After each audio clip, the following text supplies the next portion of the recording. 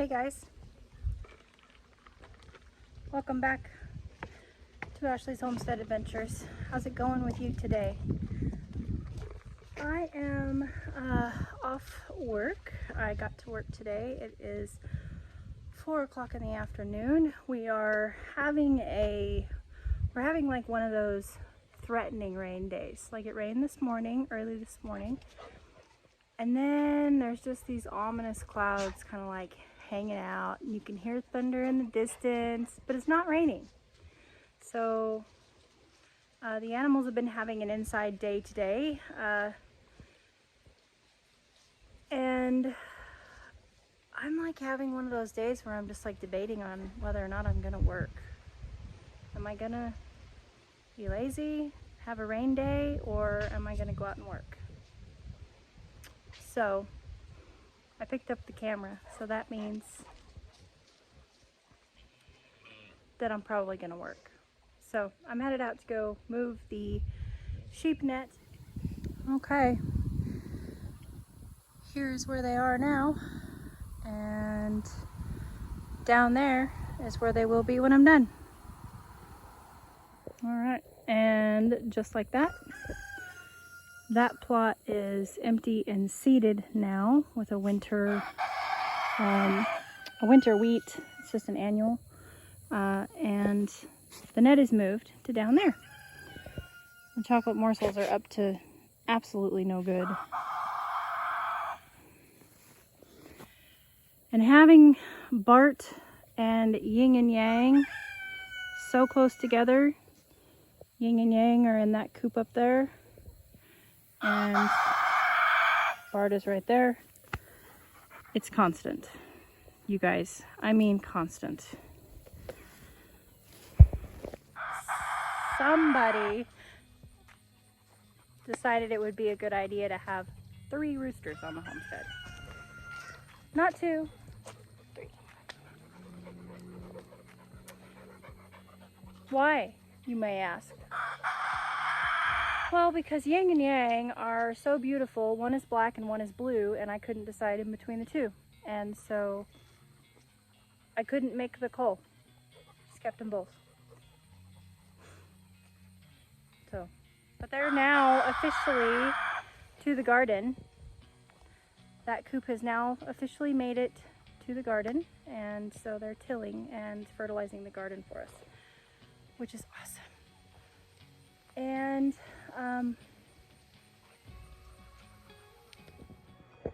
my next task is to make up feed for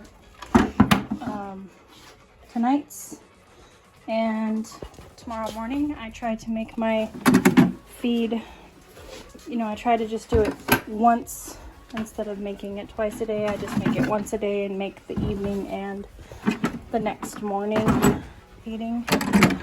That way I'm only turning the scale on once, and I'm only getting into all of the barrels once, and just makes it, seems to me like it makes it faster, and it's awfully nice in the morning. If I want to sit and drink coffee for just 15 minutes longer, I can, because all of my feed is made. I can just grab buckets and go.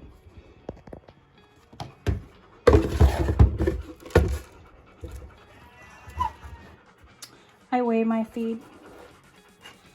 That is how I keep track of what everybody is getting.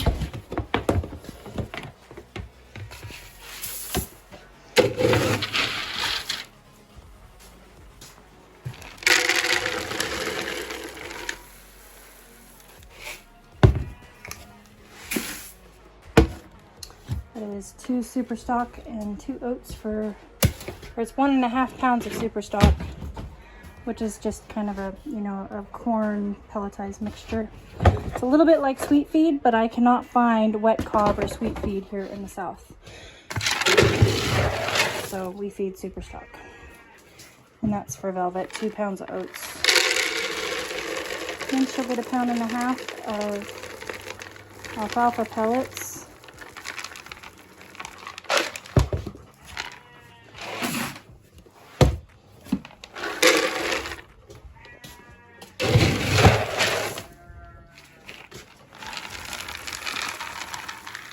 moms will get 2.5 pounds. Alfalfa pellets.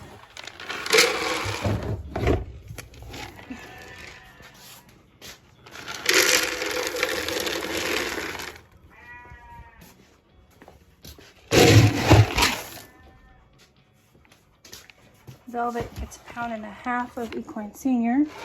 The garden coop, well, tomorrow actually, the garden coop gets 1 pound. This fluctuates daily depending on how much they eat. I try to keep them to where they're cleaning up their food. And the pasture coop gets 5 pounds. Velvet gets her supplements. This is vitamin E, joint supplement, selenium, and a gut health supplement.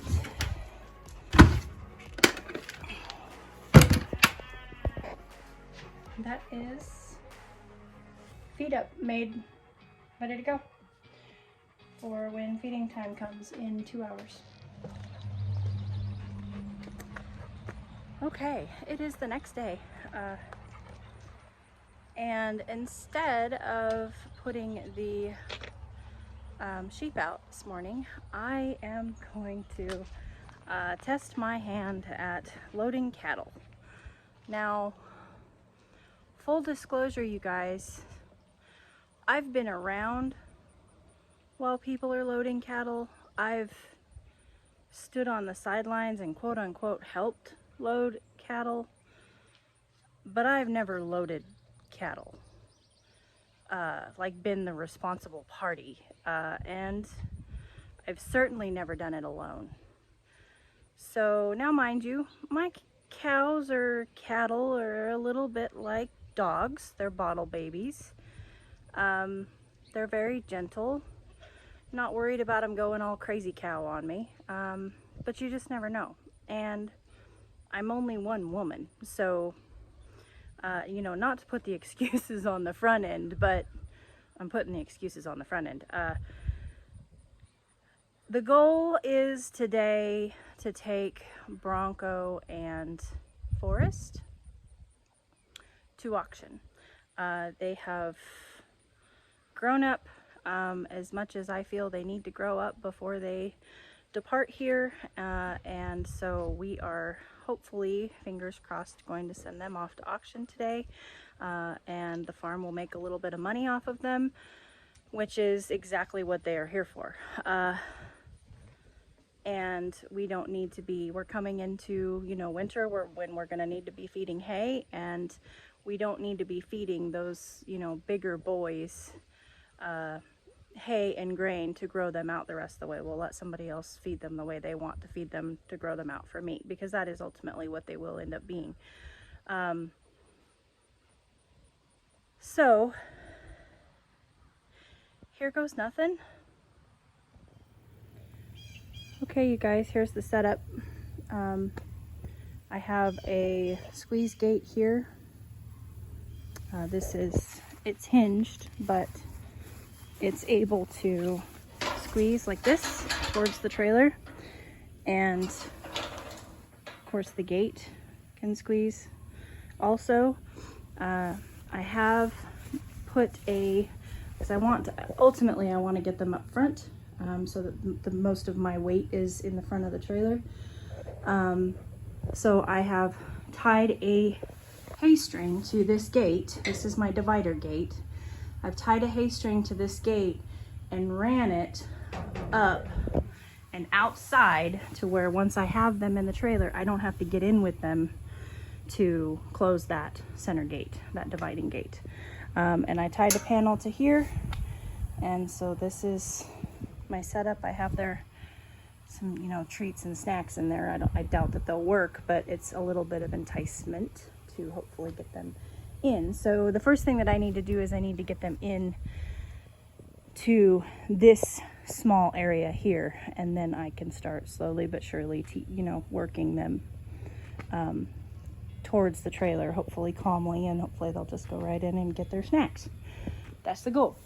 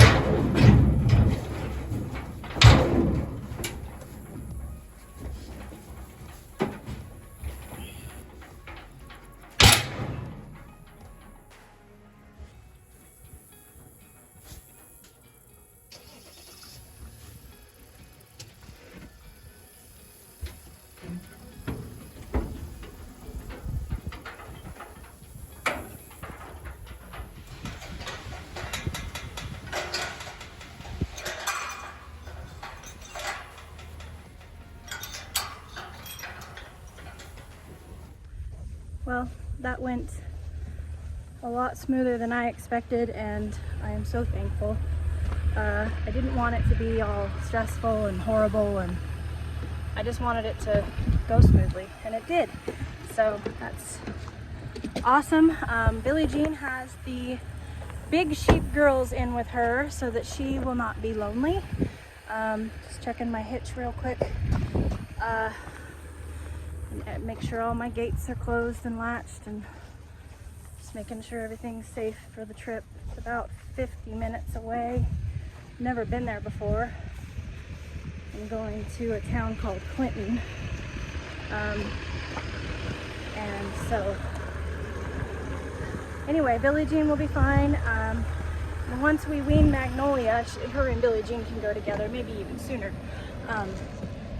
But for now, Billie Jean has the sheep girls to keep her company. Ow, I hate it when that happens.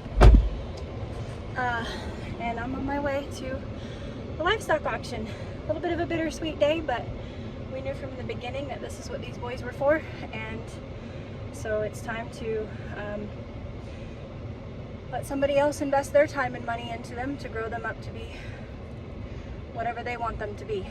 I've invested enough time and money into them, and it's time for them to make some money for the farm and give back to the farm. Well, it wouldn't be drop off at a livestock auction without getting on me. We're all checked in. Boys are all checked in and getting settled in their pens. And word is that they have got several bottle babies. So it's like I'm sticking around for a while. Okay, so I'm going to show you guys my ticket. And that is basically what the price per pound was, which was $2 for Forrest, and he weighed 195 pounds, which means that he sold for $390. And Bronco sold for $1.90 a pound, and he was 400 pounds, which made his sale price at $760, which is all very good. I'm happy with that, and some of you may be wondering why this is not as hard on me as the other times that you've seen me drop things off at the livestock auction. And the answer is this. I always tell you guys this. On a farm, when you're growing your own food, if you start out with the idea of knowing who you can get attached to and who you can't, it really, really helps your heart if you have a soft heart like I do. And I knew when we bought these guys, I knew that they were either A, gonna go in my freezer, or B, I was going to sell them for a profit to help pay for whichever one we were gonna put in the freezer.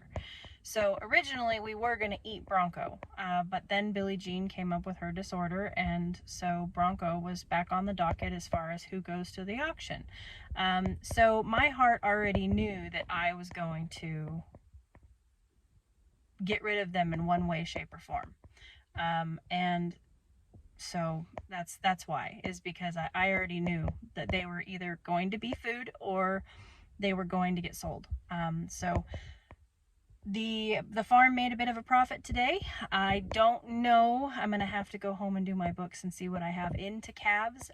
And also, I'm being very transparent about all of the money side of it for you guys so that you can see the time invested and the money spent and then the money earned on bottle calves, because I feel like as homesteaders, I feel like it is a way that we can get into the cattle world, so to speak, less expensive, and maybe make a buck, because a lot of us homesteaders have, we've got the time, right, but we don't have the money. And so I'm being very transparent about the money part of it with you guys to see if maybe it will help somebody. And that's all that I'm trying to do with my channel, in the garden, on the farm, and in everything. So I will share that with you guys when I get home and add everything up. I don't know that we probably have not made a profit. I'm thinking that we may have broken even, but keep in mind that even if we've broken even, we still have, we have two calves, because we have Magnolia and we have Billie Jean. Magnolia will probably be sold. and Billie Jean will go in the freezer. So that means that we have a whole beef that's free. So go to the grocery store and try to buy a steak. So I think we're gonna end up on top, but we'll see. I'll do the numbers and I'll share them with you when I get home. Right now I'm getting gas at the gas station, and then I have, of course, an hour drive home. So I will catch up with you guys when I get home. Okay, so I have the numbers for you. We have spent so far, and this is for all calves. I have on my farming books, I have the calves in, you know, in one category. I have the calves in a category, the sheep in a category, the chickens in a category. So this is for all calving expenses. Feed is $862.68. Purchase price is $255. That's for all of them. Medicine is $189.28, and keep in mind, a lot of that medicine is going to last for a long time. I mean, we've got bottles of things. Supplies are, you know, things that deteriorate, things that we will have to, you know, buy again and again. They're perishable, so to speak. So like electric fencing is primarily the supplies that I have here. Electric fencing and temporary fence posts is a lot of what is here, as well as, you know, some other fencing. Fencing basically is what is here. Some bottles, nipples, the tubing bag. Hey, excuse me.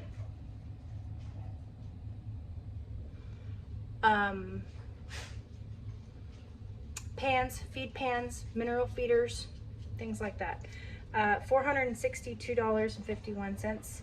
And equipment. Equipment is going to be things like a fence stretcher. We've only spent $83.97, so not a lot spent on equipment. So all in all, our total expenses for calves so far this year is $1,853. And I walked out of the sale barn today with $1,098.32.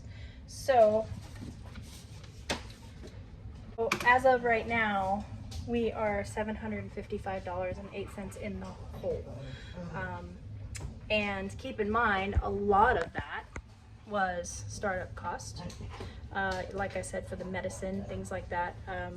The pill giver, bottles, nipples, the tube feeder, fencing, you know, a lot of that startup cost. So I feel like we're doing really, really good. And we still have 2 calves, one that will be sold and one that will be eaten.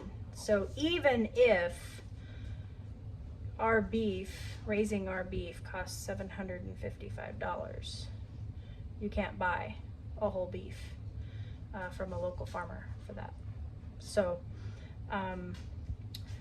I feel like we're doing good. Not maybe as good as we'd hoped, but I feel like we're doing good. So so there's the numbers, there's the crunching, and there's, you know, where the money went.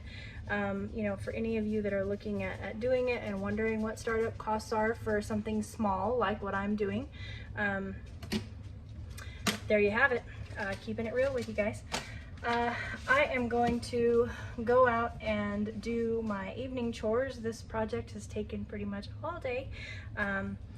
And so I'm going to let you guys go and go out and do my evening chores. I'm wiped out, and I hope that you had a beautiful day. I will catch you on the next one. Yours truly.